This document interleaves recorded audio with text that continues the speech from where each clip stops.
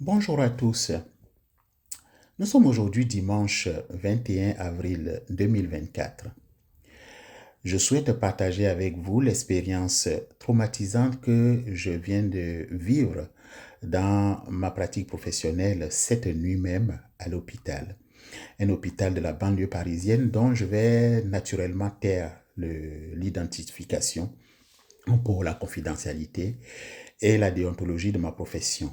Je suis donc cadre de santé, infirmier, ingénieur de pédagogie en sciences de la santé et j'ai enseigné pendant 12 ans dans les hôpitaux en région parisienne. Cette nuit, pendant ma garde avec mes collègues, nous avons reçu un jeune homme qui nous a été amené, un jeune homme de 17 ans en âge et donc 16 ans et demi en moi, qui nous a été emmené par les pompiers, accompagné de la police, dans un contexte de bouffée délirante aiguë. Au décours de notre entretien, ce jeune homme nous verbalise qu'il a complètement perdu la tête, qu'il ne sait plus qui il est, qu'il ne sait plus où il vient, d'où il vient et où il va et dans quelle société il vit. Il nous apprend que cette situation qu'il vit, qui est traumatisante pour lui et qui fait qu'il consomme des drogues très dures comme de la cocaïne, la source est que son père est sa mère, ou du moins, sa mère biologique est devenue son père. Au moment où nous continuons donc notre interrogation un peu éberluée, notre téléphone fixe, le téléphone de bureau, sonne et il y a une personne qui est au bout du fil qui se présente comme le père du patient et qu'il est en route vers nous pour la signature des papiers administratifs du fait du caractère, le statut de mineur de cette personne, de notre patient. Il arrive et avec les informations que notre patient nous donne et qu'il confirme, on découvre donc que ce monsieur était une femme il y a quelque temps et que c'est elle qui a porté l'enfant, donc notre patient, qui a été conçu par assistance médicale, insémination artificielle suite à don anonyme de spermatozoïdes à un couple de personnes de même sexe.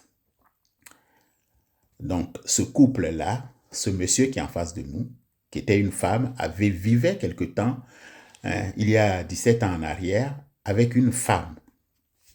Et donc, dans leur désir de porter un enfant, c'est elle ou il qui a porté dans sa matrice le fœtus.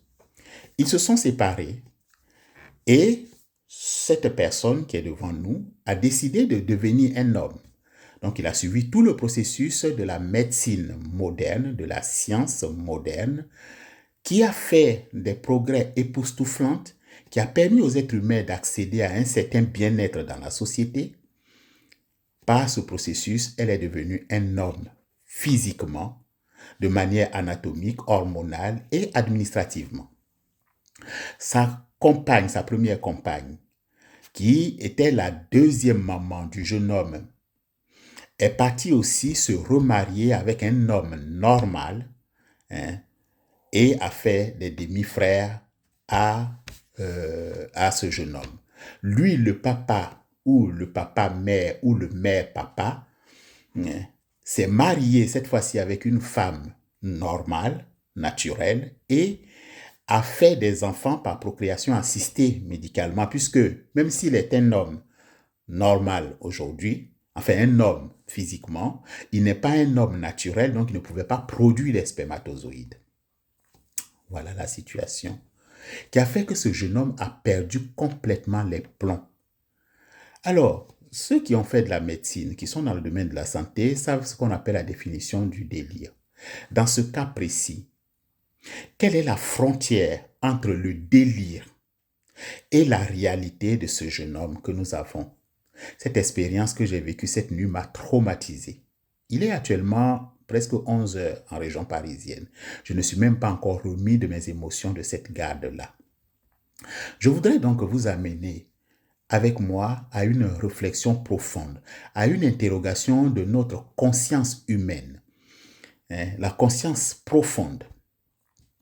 Est-ce que la science, qui a fait des progrès énormes, qui a permis aux êtres humains d'accéder à un certain bien-être dans la vie d'aujourd'hui, est-ce que cette science-là, dans la société occidentale, et la liberté de cette société occidentale, la démocratie, tout ce qui s'ensuit, est-ce que nous devons l'appliquer de cette manière de liberté individuelle débordante dans la société occidentale? Est-ce que nous devons l'appliquer dans toutes les sociétés de la Terre de la même manière? Est-ce que les us et coutumes de la société traditionnelle, la société humaine, sont à balayer d'un revers de la main et à se focaliser seulement que sur l'occidentalisation qu'on appelle mondialisation? Aujourd'hui, on demande à tous les autres êtres humains, les autres pays, d'accepter le mariage pour tous, de permettre à tous les êtres humains de faire ce qu'ils ont envie de faire sur le plan des relations amoureuses et des relations sexuelles. Est-ce que cela ne doit pas nous interroger dans notre manière d'être?